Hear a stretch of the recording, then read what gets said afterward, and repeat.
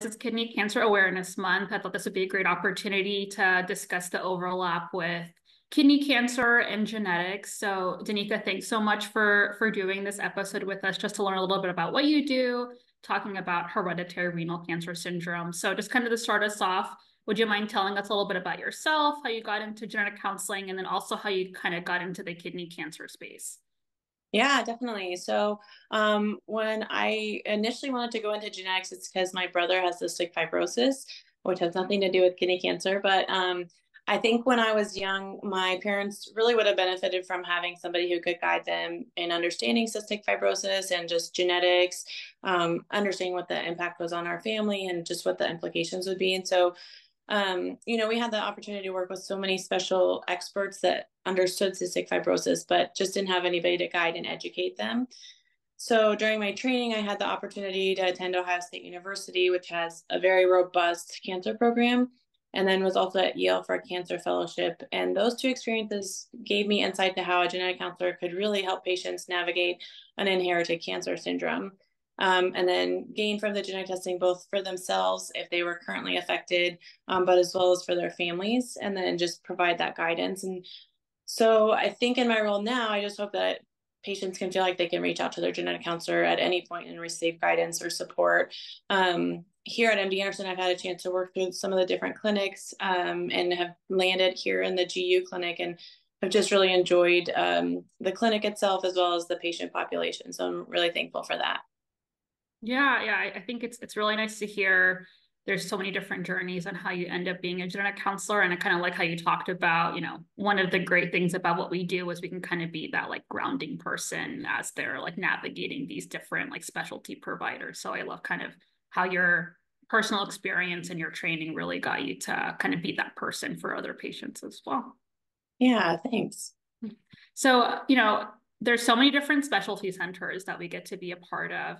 What do you usually think about as far as patients that you like to make sure are getting referred for kidney cancer syndromes or hereditary kidney cancer syndromes? Yeah, so the key recommendations I would say are based on a personal history. So if someone's diagnosed younger, usually 47 is the age that we recommend. If they have a multifocal or bilateral lesions in their kidneys, or with somebody who has histologies that are associated with hereditary kidney cancer. And so typically papillary type 1 or 2, or chromophobe or oncocytic tumors. And then sometimes pathology can also be an indicator. So sometimes we found that there's a loss of FH, and that warrants further assessment. That's all personal history. And then, of course, if anybody is affected with kidney cancer and has a family history of any kidney cancer, that would also be a good recommendation to meet with genetics and look into that further. Yeah. And do you feel like there's kind of a degree of relationship as far as, how close or how far out you'll usually want to think about having patients referred based on family history, or thinking about testing based on family history? Yeah, so with testing, usually we look at like first or second degree. We don't always say that specifically because I think that trips some people up in terms of if they should refer, or who's a third degree relative, or is this second cousin or first cousin once removed. Mhm. So I think if there's a close family history that the patient themselves is reporting, we say bring them to us, and then we can decide, does that appear to be suggestive of testing or not. Yeah, that makes a lot of sense. It's hard for everyone to have to know exactly how it happened. Yeah, I think that's kind of the like most ubiquitous thing with genetic counseling, is that patients don't always know everything about their family. So we try to make it as easy as possible for them. Yeah, Yeah. exactly.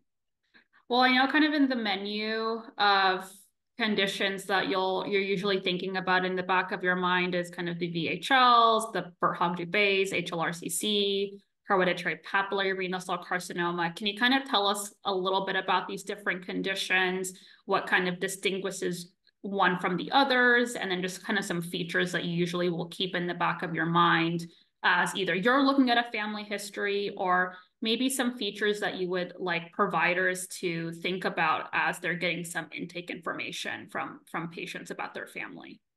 Yeah, that's a great question because a lot of the syndromes have either various different features or have a really long list of features. So I think in that way, it can be hard for people to think about, is it worth sending for genetics or not? Mhm. And when we meet with patients, usually If it's indicative of one particular syndrome, that's kind of what we focus on with educating them. But if they're coming in just because they've got an earlier onset kidney cancer, then we might be talking more about these are the things that we're looking for. Here's possible implications, and then maybe use examples of a couple of the syndromes to further explain, how they might impact the patient. So at the top of the list, of course, is von Hippel-Lindau syndrome, and that's a renal syndrome that affects many areas of the body and causes a higher risk for cancers and tumors. Most of these are benign, so some patients may come in not thinking to share that because it's not a cancer history when they come to MD Anderson. So we want to make sure to pull any of that information out. If they've got any benign tumors, usually we're thinking of like hemangioblastomas, pheochromocytomas, paragangliomas. And then there's also a risk for cancers like, of course, clear cell renal cell carcinoma is the one that comes to mind when we're thinking about kidney cancer. Typically, people, when they come in, they have multiple of these features because they can be affected with multiple features starting as early as age 20. So they might already have like the hemangioblastomas or other features that we're thinking about, which would then guide us into looking at VHL more in depth. Next would be Birt-Hogg-Dubé, which is consistent with lung lesions as well as skin lesions, and then renal tumors. Typically, the renal tumors are different, so they're not the most common, which is clear cell. We typically see chromophobe or hybrid oncocytic tumors as well as oncocytomas. And then the skin lesions are typically fibrofolliculomas or trichodiscomas. And these also might not get they might not also get brought to our attention from patients because they might not affect them very much. They're usually small, kind of skin colored little bumps that usually are on the face or the neck or the abdomen. So they tend to not be disruptive, especially initially. They might grow in size and number over time and be more painful, but it's not something that a lot of patients without being asked will share when they're being evaluated for like a cancer syndrome. So that's something really important that we want to make sure to assess or see if they've been seen by dermatology. And then with the lungs, most patients will also be affected with lung cysts, and then a much smaller proportion will have spontaneous pneumothorax or a lung collapse. Then the next one is hereditary leiomyomatosis and renal cell carcinoma syndrome, which is seen with papillary type 2, also a more rare type of histology. The other features that it has, the main features are uterine leiomyomas, which are just uterine fibroids, and then cutaneous leiomyomas. So you can see in this one too, they've got skin findings that might not be brought to our attention as well. These look a little bit different. They appear kind of like red, large patches on the skin. And then the key thing with the fibroids is that individuals who have, women who have these fibroids tend to have earlier onset fibroids that are typically larger in size and more painful, than can lead to having hysterectomies earlier in life compared to just an average woman. The next one is hereditary papillary renal cell carcinoma. And the only thing that this is associated with is a type 1 papillary renal cell carcinoma. So that itself is kind of an indicator for a physician to refer because of the rare type of histology. Most of the time, these are also bilateral and multifocal, which is also one of those red flags for hereditary cancer. And individuals might have like hundreds to thousands of these microscopic small tumors. This one's interesting because there's no other features typically seen, none of those skin lesions or other tumors. It's really just associated with the papillary kidney cancer. And then we also talk about a few other syndromes like tuberous sclerosis because it's associated with kidney cancer as well as renal angiomyolipomas.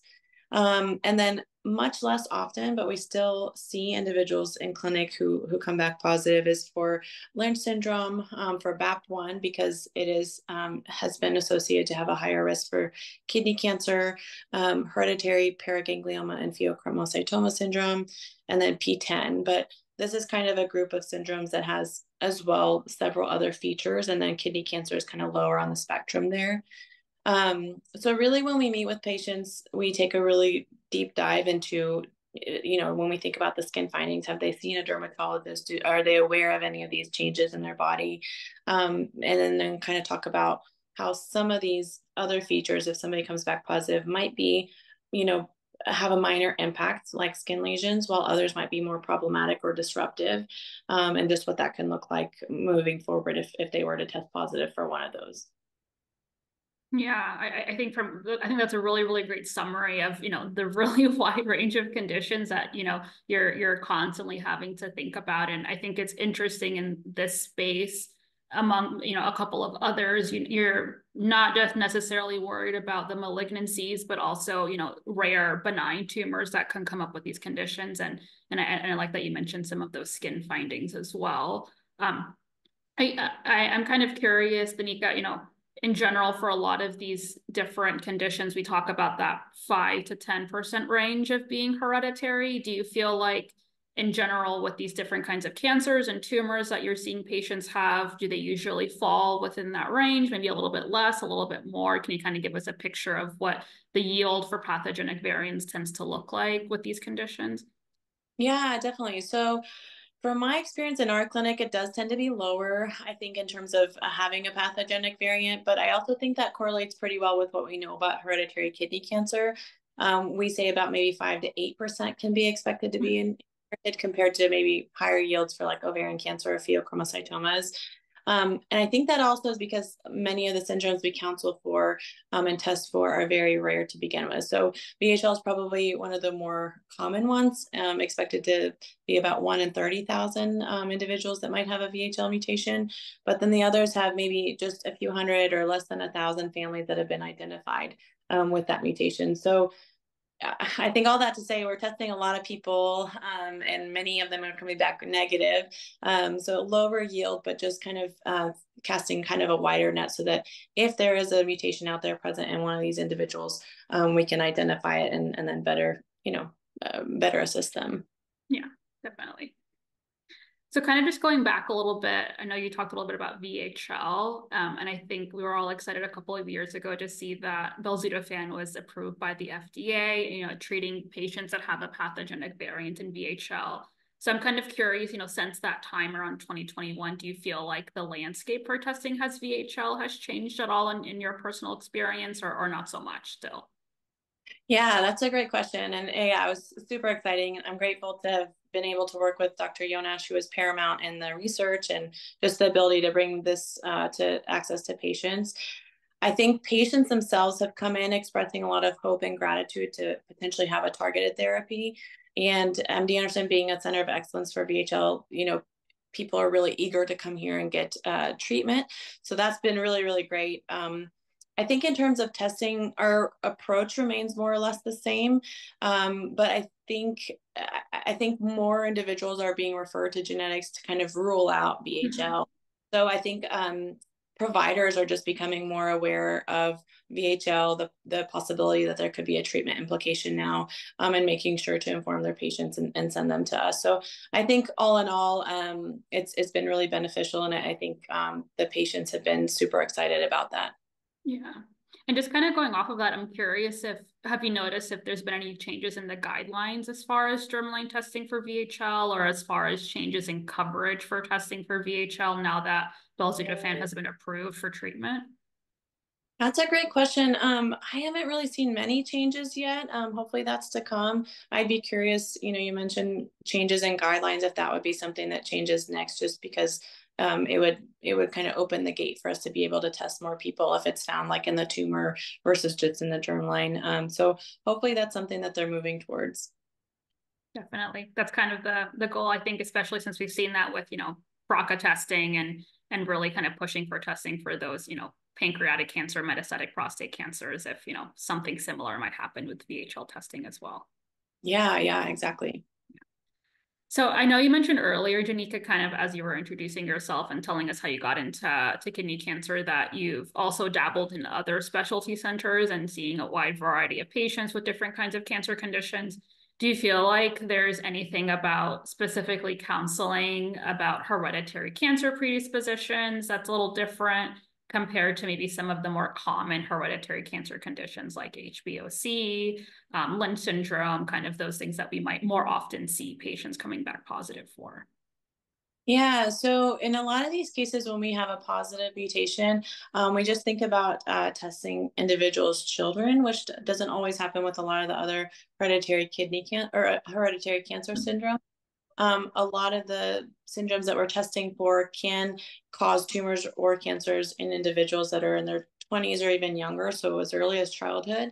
So that would be something that's really important for us whenever we're thinking about how to counsel, you know, patients who are usually themselves affected, and then just how they're going to share that information with their at-risk children, who might be at a more delicate age, just being mindful of what that looks like in their family.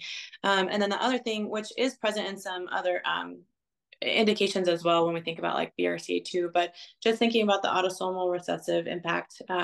So with HLRCC, that does have another consideration when we think about autosomal recessive inheritance of the FH genes. And so those would be kind of the biggest differences or things that we want to make sure to touch on when a family comes back positive that might be a little different than maybe like a Lynch syndrome or HBOC. So just kind of as we're wrapping up, I'm curious in your time seeing patients for hereditary renal cancer syndromes, if there's any case or cases that have kind of stuck out to you in particular. Yeah, so one case that I always think about is a patient who their family doesn't live in Houston, but the patient himself tested positive and then went out of their way to make sure that their sons, who are both adults, made sure to come here to MD Anderson to get tested. And sometimes we don't always get to see that play out. Like we don't get to see patients after they leave. Their relatives might be, getting testing locally or going through another avenue. But it was really nice to be able to help these individuals understand what they are getting tested for, talk to their children, and just help coordinate testing. And it just becomes kind of a rewarding part of your job because you become that point of contact, that assistant, to providing more like integral information to an individual's health, and then going beyond into their relatives. And I think that kind of circles back to what I was saying in the beginning of why I really wanted to be in this field, is to be able to have that connection with patients. And so that was really meaningful that, we have that in some cases because sometimes we don't have the opportunity. And then another case comes to mind, more so from a team approach. So I had a patient who was a 66-year-old male with metastatic renal cell carcinoma, and he had it since, 8 years prior. Had surgery, and then at the time of his surgery, his pathology report showed a loss of SDHB. And even the pathology report actually recommended testing on it, but he never pursued testing at that time and was being followed because of his metastatic disease for several years at MD Anderson. Had a normal chest, abdominal, and pelvic CT right before meeting with us. But anyways, he opted to pursue testing and came back positive with an SDHB mutation. And I think that case comes to mind a lot because it was a total of 8 years that he just didn't have any testing done. It looked like he had been encouraged to have genetics several times, but of course, understandably, he had a lot of things going on, and it kind of seemed like it was on the back burner. But just kind of kudos to his team for continuing to remind him that that's something important and kind of notating that that was present. And then ultimately, just helpful information for his family. That's a really important test for his family members, particularly his kids, to undergo testing for. And interestingly enough, SDHB is one of the syndromes I didn't go into too much because it's one of the genes that causes hereditary paraganglioma and pheochromocytoma syndrome, which are the two main things we think about. So it's not really top of radar when we think about kidney cancer. And he had none of the other features associated with that syndrome. So just something really neat that came together. And I think he was very glad that he ultimately had the testing and was able to provide that information to his family members.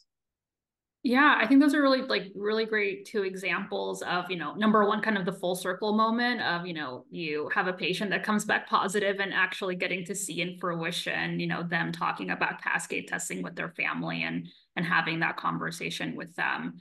And then also I love how with your second case, kind of talking about how for some patients that moment might not really be the right time for them to go through germline testing for them personally. They, may have other priorities, but I'm really glad to hear those physicians were really kind of setting those reminders for him, letting him know that this is still an important conversation that he has the option to have. And then also kind of mentioning that he had SDHB, not something that, we would typically expect. So just kind of emphasizing that a lot of times with genetic testing, there can be incidental findings or even, maybe results that we don't typically anticipate coming back positive with panel testing, or seeing that these conditions can present in ways that we don't oftentimes see. Yeah, exactly. Yeah, absolutely. Yeah. Well, Donika, thank you so much. I feel like this is a really great conversation, just kind of to give us a quick picture on hereditary renal cell carcinoma syndromes, and thanks so much for just giving us a sneak peek on what your conversations with patients looks like. I appreciate your time. Yeah, thanks for including me. I'm so happy to be a part of this. I appreciate it, and I hope that it's helpful just in sharing the information for anybody who's interested. Yeah, definitely. Thank you.